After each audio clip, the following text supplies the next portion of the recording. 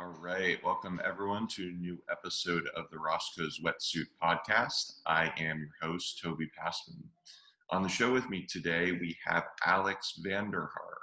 He's the CEO and founder of Hidden Falls Media, which provides a one-stop shop digital solution for businesses small and large. They guide companies through a digital transformation, preparing them to compete and excel in the new digital selling landscape. He combines both neuroscience and his psychology background into the digital marketing advertising landscape, unlike anyone else in the world. Alex, welcome to the show. Thanks for having me. This will be awesome. Absolutely. So tell me a little about, can we just break down for the listeners kind of what exactly Hidden Falls is and how you're incorporating neuroscience and psychology, as I mentioned? Totally. So we're what's called a neuromarketing agency. So we look at neuroscience and psychology research on human behavior, human buying patterns, and we translate that back down into digital marketing campaigns and marketing and advertising strategies for small businesses and medium businesses. We've been doing that since 2018, but I've been doing digital marketing a whole lot longer. It was just in 2018 when we got started and started our own agency to do this. Uh, it really was to go out and solve a problem. There were a ton of people that were looking at 1 or 2 hour YouTube courses, calling themselves a digital marketing expert, opening up shop, charging companies $5,000 to $10,000 a month to run Facebook ads, and companies were getting left burned in the dust because they were spending all this money and getting no return. And a lot of the times, it's not they don't know how to pull the levers on the back end of these platforms, but they don't understand human behavior as a whole and what really drives humans to make purchasing decisions, what makes them loyal to your brand. How do you keep them coming back beyond just the first purchase or the first conversion point of, scheduling an appointment or getting them to schedule as a lead with you as a company?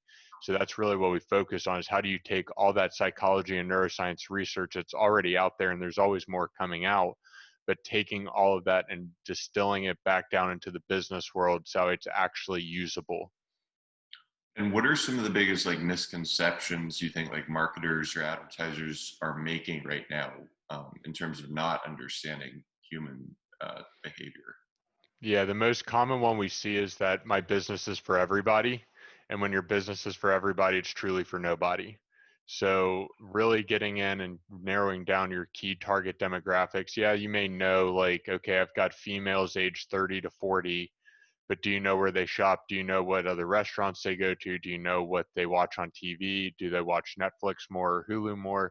Do they spend more time on their phone or on their laptop? And starting to break a lot of this down, we can start to look at their daily habits and really start to interject your brand into their existing life and not have it be such an obtrusive, the more I shout, the more I just scream my brand and my message at you, hopefully that idea sticks. And that's what we see a lot of small businesses try to do on their own. Is just, if I just scream enough through paid advertising at my clients, eventually my branding and my messaging will sink in, as opposed to it being a natural kind of glove and fit into their lifestyle that they already have. Okay. And are you up to date on any of do you keep track of the sort of EEG research with marketing, kind of that neuromarketing field? Yeah. What are some of the coolest findings, say recent findings, that you've seen from that? So my favorite ones are actually not modern. A lot of them are still kind of old, but what's fascinating is that they still hold up. And it's one of those things where, because this field is still developing, it's still being tapped into, there is a lot that's constantly coming out.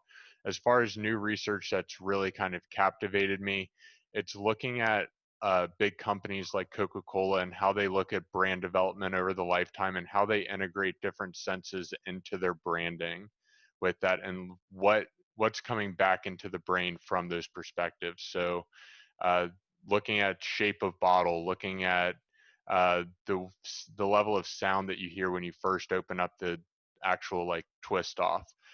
What's that first initial smell doing to the brain, and looking at what type of memories does that evoke back for you. That's really inside the research what I find more interesting than looking at, okay, we slipped into theta or alpha wave when we're looking at this. Yeah, it tells us different things about where their mind's at, what kind of consciousness processing they're looking at.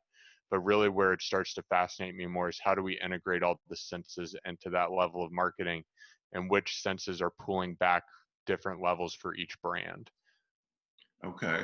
And can you give me like sort of examples as far as like how you might integrate like sort of sensory information into like an ad campaign, for instance?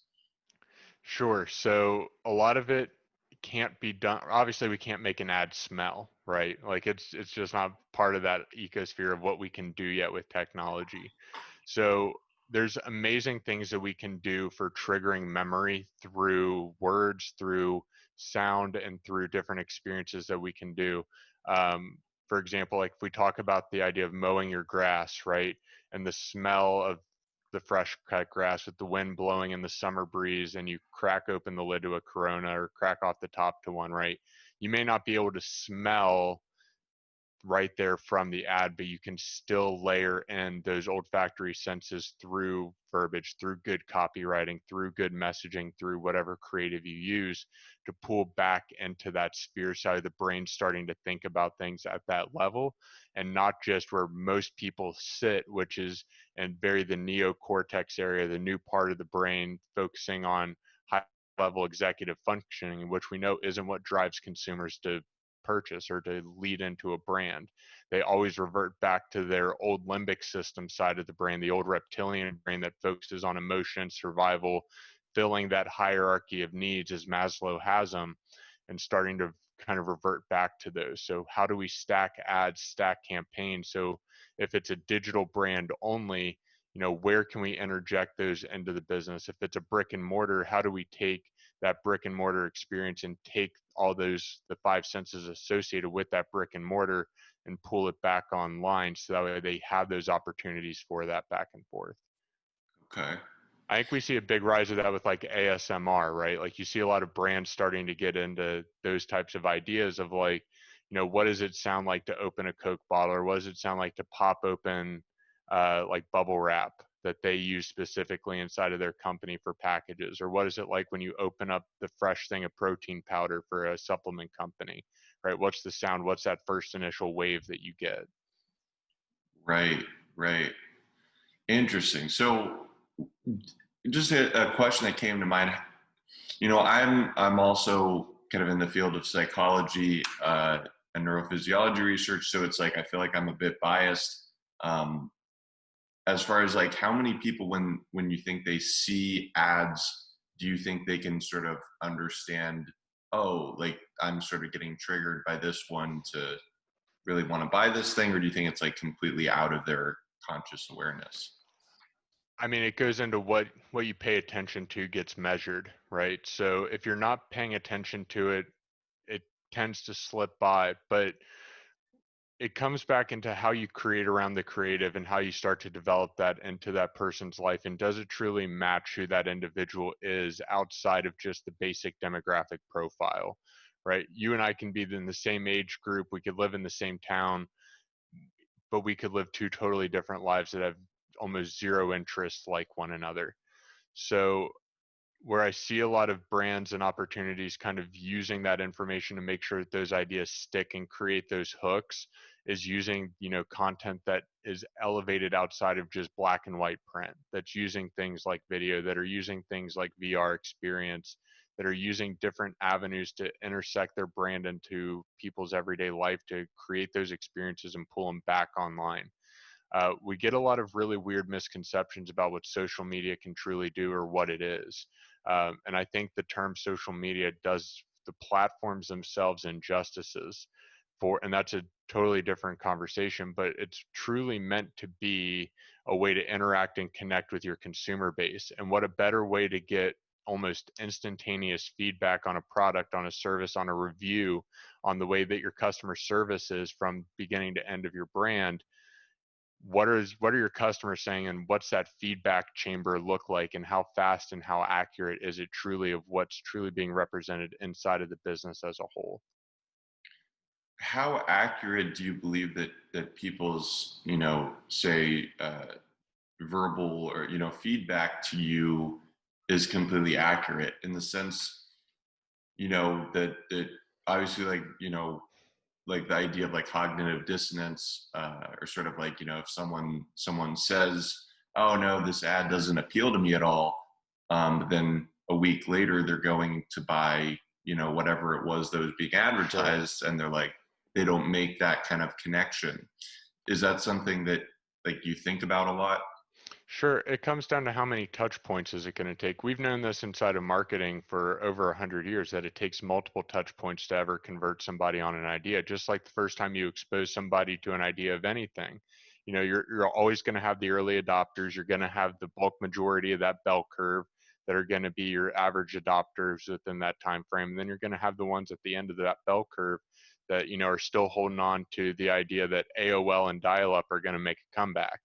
So when we look at that distribution, it's where do we spend the majority of our dollars to make sure we're getting the most bang for our buck?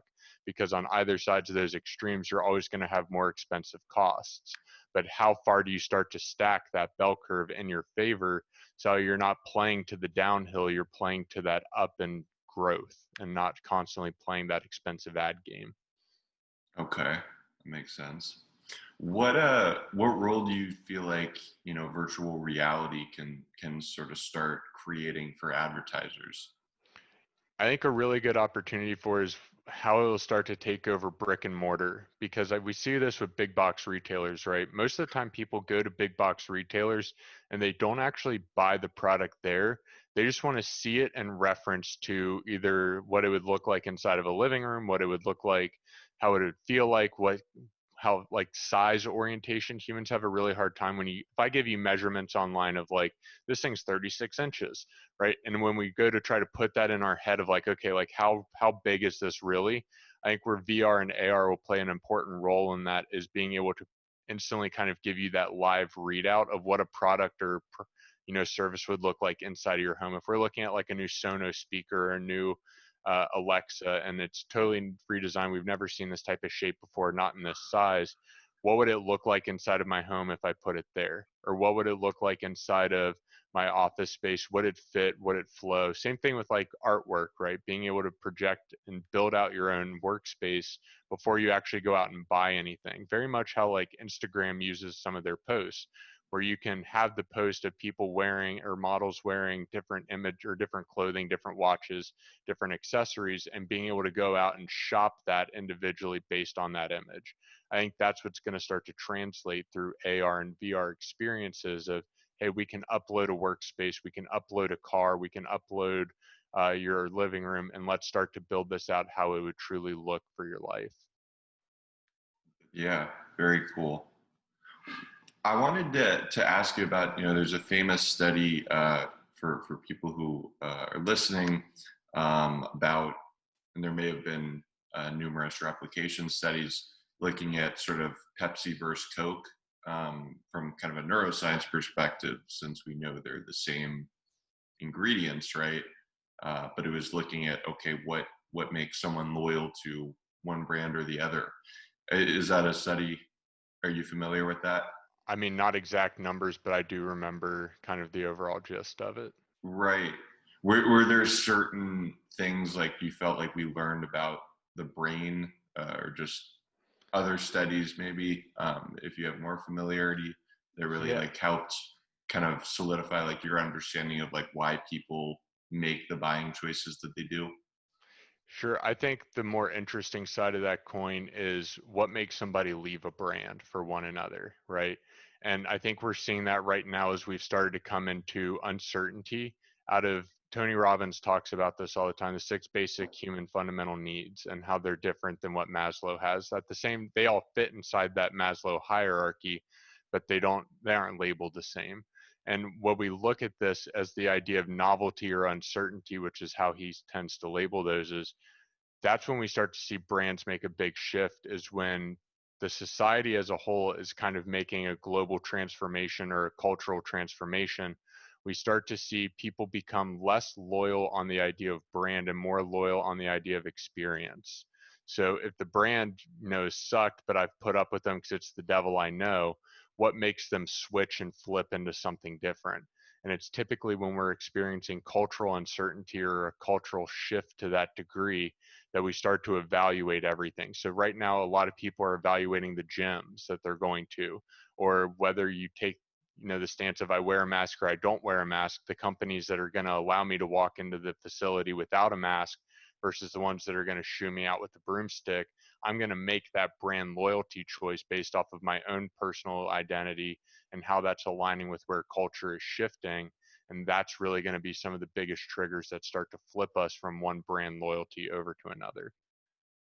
Is that something that you've already started taking into account, like with your guys' work, just with businesses kind of during this COVID era? Totally. How do you layer in deeper customer experience and deeper branding experience? Because there's research that backs us up outside of psychology and neuroscience and more in the economic sphere is that whenever there's economic downturn, we start to look at the companies that invest into brand loyalty, brand experience, advertising, and marketing are always the ones that come out ahead after the end of the economic downturn. So what are the companies doing right now to make that level of huge impact in order to push through the next 2 to 3 years, create better customer experience, really get into their needs and what their true desires as a human being are, and how does your brand or product or service interlace with where that is today? And for a lot of our clients where we're not just doing basic ad work or we're not doing copywriting work for them, that's where a lot of our focus has been in really trying to open their minds and open our minds to what are the creative and possible ways that we can interject deeper brand messaging, deeper brand relationships with each individual consumer and with the company as a whole. So that way, as we push through the next 2 to 3 years, that we're creating more distance and more separation from everybody else that's just playing survival and fear mode within their business now. Okay. And where else do you see, are there other sort of avenues that you see, specifically say Hidden Falls kind of going towards, in the future that we haven't touched on yet? Yeah, I think a big area for us, and it's an area that I've been super happy about, is how do we create advertising and marketing campaigns that are not using things like FOMO or fear of missing out, or using fear-based marketing is proven not to be effective, and it doesn't allow for word of mouth to translate as easy. It doesn't allow for these massive cultural shifts to push through the internet. So, how do we start to develop company messaging and branding around the idea of gratitude, empathy, happiness, fulfillment, right? A lot of these big buzzwords out there inside the business community that are truly making a massive cultural shift. Look at what advertising has done to us as a culture and community already. How can we kind of flip that script and attack different areas of our society that need to be improved upon and worked on to reflect a lot of that? Because I mean, look at the way mirror neurons work, right? For those of you that don't know what mirror neurons are, the fastest way to kind of examine this is when somebody else yawns, you yawn too, because your mirror neurons are checking your homeostatic behavior of where your oxygen levels are. So they're constantly looking around you, looking for social clues and environmental clues to be able to bring you back to a certain state and kind of mirror what's going on so you don't seem out of place and you don't get attacked by a tribe. So how can we use mirror neurons within advertising and marketing to reflect certain images back to us from a cultural standpoint that align with our customers' core values and their own belief systems that are going to serve both the company and the mission of that company and the beliefs and identity structures of the individual that is truly the unique profile or customer that we're going after. Right on. Okay. And Alex, this has been a really interesting discussion. I know we're coming up onto the end of the show right now. But for those of people who enjoyed the episode, where would you direct them to find out more about your work, Hidden Falls, any resources that you want to provide? Yeah, the best place to find us is www.hiddenfallsmedia.com. You can also find us on all social media platforms, Hidden Falls Media, across the board. Awesome. And And for thanks for those, having me, Toby. This is awesome. I'm super glad I got to come on and do this. Super absolutely, grateful. absolutely, yeah, glad to have you. And for those of you who, guys who enjoyed the show, go ahead and like and subscribe to the YouTube channel, Roscoe's Wetsuit.